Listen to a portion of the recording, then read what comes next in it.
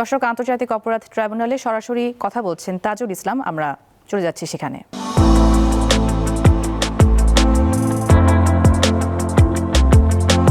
নতুন চিফ প্রসিকিউটরের নেতৃত্বে এই ট্রাইব্যুনালে সেই বিচার প্রক্রিয়া অব্যাহতভাবে সুন্দরভাবে পরিচালিত হবে।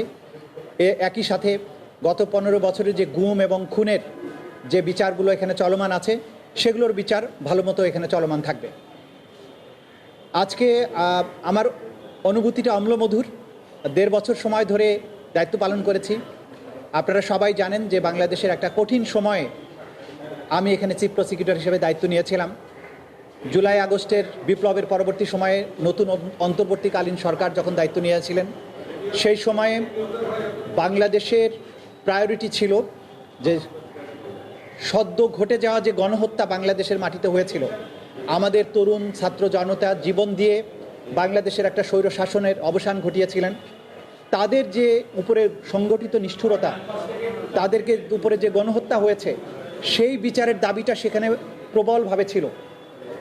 ডক্টর ইউনূসের নেতৃত্বে অন্তর্বর্তীকালীন সরকার যখন দায়িত্ব নেন, তখন অন্তর্বর্তীকালীন সরকারের দুটো প্রায়োরিটির মধ্যে একটা ছিল এই জুলাই আগস্টের সংগঠিত হত্যাকাণ্ডের বিচার এবং রাষ্ট্রের বিভিন্ন জায়গায় রিফর্ম। তো সুতরাং দুটো প্রায়োরিটির এক জায়গায় আমাকে দায়িত্ব দেওয়া হয়েছিল এই বিচার প্রক্রিয়া এগিয়ে নেওয়ার জন্য। আমি যখন দায়িত্ব নেই, আপনারা জানেন যে এই মূল ভবনটি তখন পরিত্যক্ত অবস্থায় ছিল। চিফ প্রসিকিউটরের কার্যালয় পরিত্যক্ত অবস্থায় ছিল, একটা টিন শেডে কার্যক্রম চলছিল।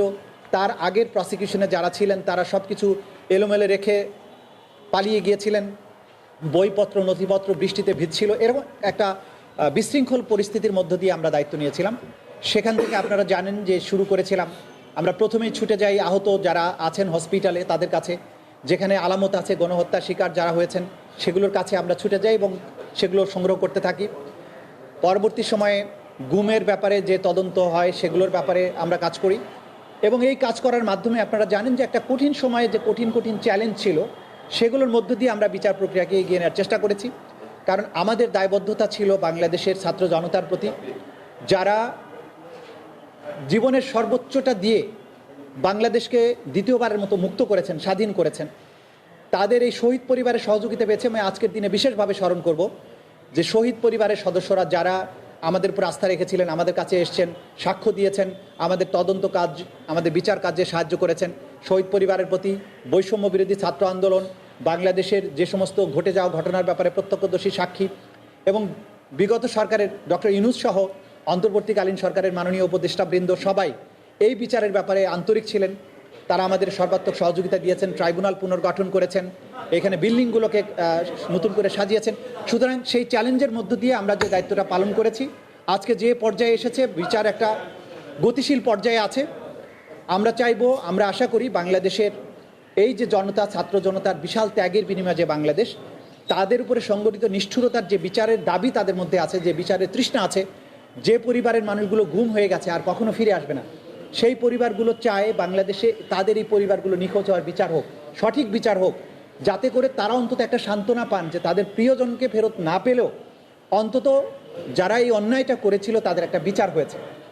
সেই বিচারের যে তৃষ্ণা, সেইটার থেকে আমি মনে করি যে ইনশাল্লাহ নতুন যারা দায়িত্বে আসছেন, যিনি দায়িত্বে আসছেন, তিনি এই বিষয়গুলো মাথায় রেখে বাংলাদেশের এই মানুষগুলোর প্রতি, এই নির্যাতিত বেদনাহত যে মানুষগুলো, তাদের প্রতি সুবিচার করার স্বার্থে এই বিচার প্রক্রিয়া অব্যাহতভাবে সামনে অগ্রসর হবে।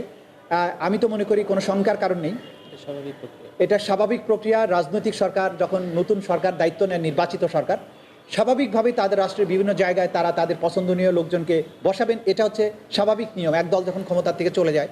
আমি এখানে নিয়োজিত হয়েছিলাম অন্তর্বর্তীকালীন সরকারের সময়। এখন নতুন সরকার এসছেন, তারা তাদের পছন্দের লোককে, তাদের কাজের সুবিধা, তাদের নিজস্ব পরিকল্পনা আছে, তারা নিশ্চয়ই সেই অনুযায়ী এখানে বসিয়েছেন। আমার পক্ষ থেকে তাদের জন্য সর্বাত্মক শুভকামনা থাকলো, সহযোগিতা থাকবে, পরামর্শ দরকার হলে আমি দেব। এবং আমি একজন সাধারণ নাগরিক হিসাবে চাইব যে বিচার প্রক্রিয়া এখানে চলমান আছে সেটার জন্য অবশ্যই অব্যাহত থাকে, বাংলাদেশে এই অপরাধগুলো পুনরায় আর কখনো সংগঠিত হতে না পারে। এটাই। দর্শক, আমরা এতক্ষণ শুনছিলাম বিদায়ী চিফ প্রসিকিউটর তাজুল ইসলামের বক্তব্য।